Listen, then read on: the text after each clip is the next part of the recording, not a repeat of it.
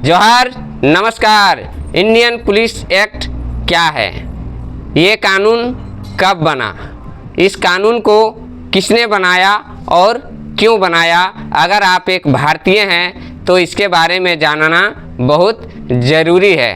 पहले हमको भी नहीं पता था कि इंडियन पुलिस एक्ट क्या है, लेकिन जब से हमने जयराम महतो को सुनना शुरू किया, जयराम महतो को वॉच करना शुरू किया, तब से हमको धीरे धीरे समझ में आने लगा कि इंडियन पुलिस एक्ट क्या है। क्योंकि जयराम महतो ने अपने कई भाषणों में इस एक्ट का जिक्र किया है और जयराम महतो ही एक ऐसा शख्स है झारखंड में कि कानूनों के बारे में चर्चा करता है, लोगों को जानकारी देता है। तब मेरे मन में एक लालसा हुई कि इसको गहराई तक जानना चाहिए, इसको विस्तार से जानने की ज़रूरत है। तब हमने अपने बुजुर्गों से इस एक्ट के बारे में पूछना शुरू किया, बुद्धिजीवियों से पूछना शुरू किया, पुलिस अधिकारियों से पूछना शुरू किया, गूगल में सर्च करना शुरू किया और यूट्यूब में भी सर्च करना शुरू किया।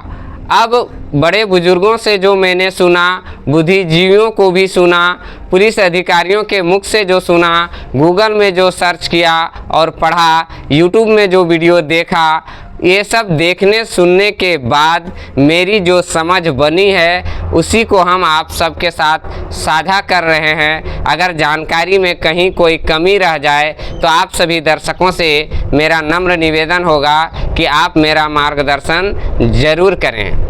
तो देरी नहीं करते हुए वीडियो को शुरू करते हैं। तो आप सबको मालूम होगा, अगर आप इतिहास पढ़े होंगे तो हमारा देश अंग्रेज़ों का गुलाम था, हमारे देश में अंग्रेज़ों का सरकार था, हमारे देश में अंग्रेजी कानून था और आज भी है और चल रहा है अंग्रेज़ों का बनाया हुआ कानून। आज़ादी के 75 साल बाद भी हमारे देश में अंग्रेज़ों का बनाया हुआ कानून चल रहा है।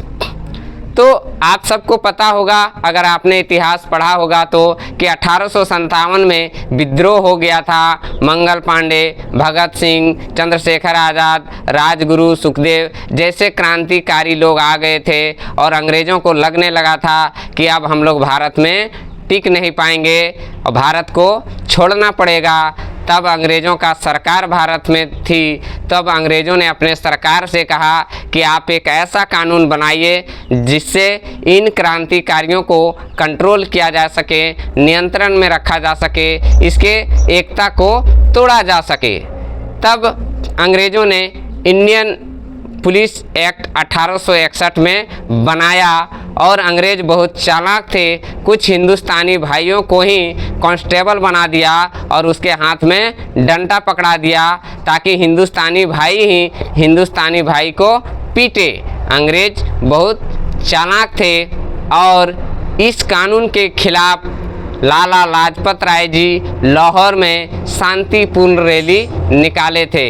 उस रैली में कहीं कोई उत्तेजना नहीं था, किसी के हाथ में डंडा नहीं था, किसी के हाथ में फरसा नहीं था, भाला नहीं था, बंदूक नहीं था, बम नहीं था, बिल्कुल शांतिपूर्ण रैली था।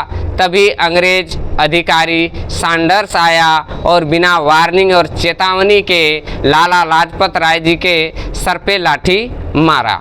और कितना लाठी मारा? एक नहीं, दो नहीं, तीन नहीं, बल्कि पूरे 14 लाठी मारा। अब नतीजा क्या हुआ कि लाला लाजपत राय जी का सर फट गया, ब्रेन हेमरेज हो गया और वो खून से लथपथ होकर ज़मीन में गिर गए। बाद में उनको अस्पताल ले जाया गया जहां डॉक्टरों ने मृत घोषित कर दिया।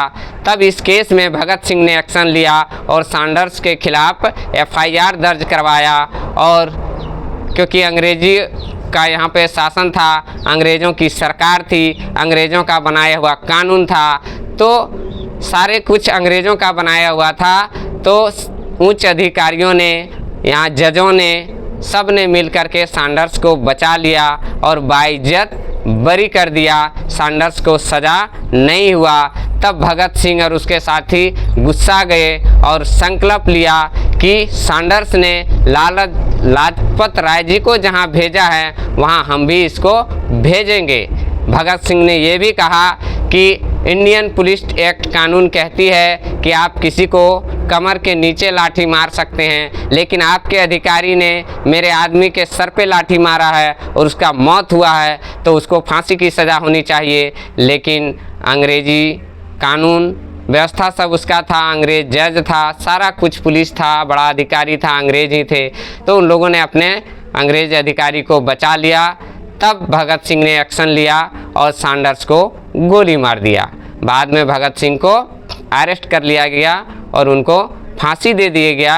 लेकिन फांसी देने से पहले मीडिया वालों ने भगत सिंह से पूछा था कि आपका आखिरी इच्छा क्या है। तो भगत सिंह ने कहा था कि अंग्रेज़ों के जाने से पहले, भारत छोड़ने से पहले भारत से ये कानून ख़त्म हो जाना चाहिए। लेकिन आज दुर्भाग्य है हिंदुस्तान के नेताओं की कि आज़ादी के 75 साल बाद भी हमारे देश में ये कानून चल रहा है। तो कैसे माने कि हमारा देश आज़ाद हो गया है, हम आज़ाद भारत के नागरिक हैं। इस कानून में एक प्रोविज़न भी था कि पुलिस को राइट टू ऑफेंस का अधिकार मिला हुआ था, मतलब पुलिस को लाठी मारने का अधिकार था। लेकिन जो पीट रहा है उस व्यक्ति को राइट टू डिफेंस नहीं था मिला हुआ।